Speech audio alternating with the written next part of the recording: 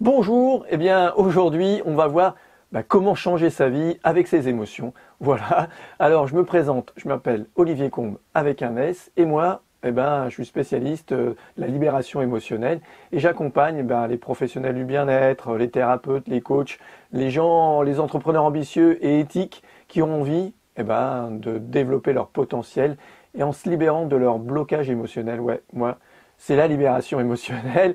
Et ça, voilà, je t'apprends en 2 mois seulement les utiliser en toute autonomie et à vie pour que ce soit fluide dans ta vie, que ça roule, ce soit cool, comme si tu surfais sur la vague du bien-être. Voilà. Alors, comment, grâce à ces émotions, tu vas pouvoir changer de vie? Eh bien, c'est souvent les entrepreneurs ou les gens que j'accompagne me disent, oui, les émotions, mais c'est quoi exactement? Qu'est-ce que c'est? Ah, mais moi, je me souviens pas, je sais pas. Et moi aussi, j'étais comme ça. En fait, je vais te raconter un petit peu. Moi, j'avais un système de défense, de protection, parce qu'en fait, c'est toujours comme ça.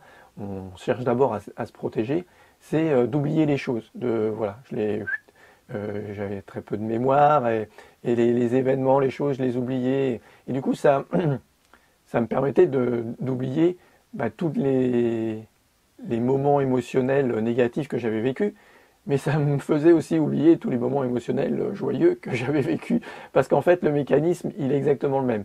Quand tu vis une émotion positive ou une émotion négative, ça passe par le même circuit en fait. Dans ton cerveau, ça passe par le même circuit. Donc en fait si tu travailles, et ça on le fait notamment en sophrologie, si tu travailles à développer tes émotions positives, tu vas pouvoir aussi ressentir tes émotions négatives et pouvoir travailler dessus en fait. Et plus tu travailles le positif, en même temps plus tu ressens les émotions positives, plus c'est facile pour toi de les ressentir et du coup c'est important. Alors voilà comment transformer ta vie, eh bien en faisant un schéma, une carte de tes émotions.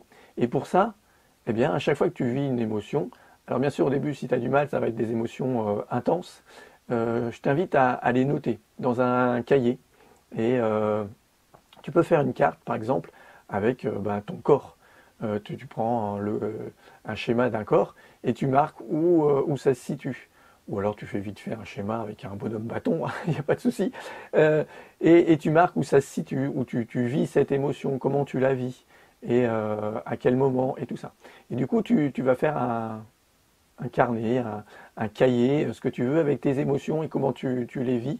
Et tu vas voir que ça va permettre ces émotions positives de les garder et de pouvoir justement les revivre. En relisant ça, tu vas pouvoir les revivre.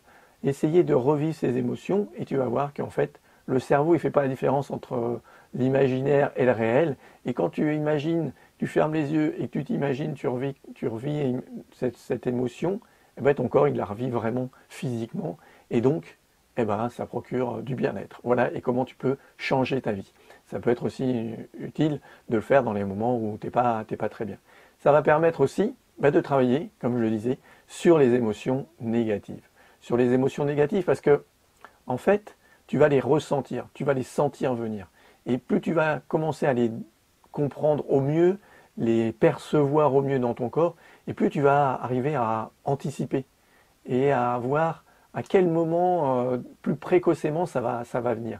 Et ça, c'est important, notamment pour les personnes hypersensibles, pour les gens qui sont un peu voilà, comme ça, souvent ça les déborde parce qu'ils n'arrivent pas à identifier à l'avance, et ils se laissent déborder, et ça va parfois très vite.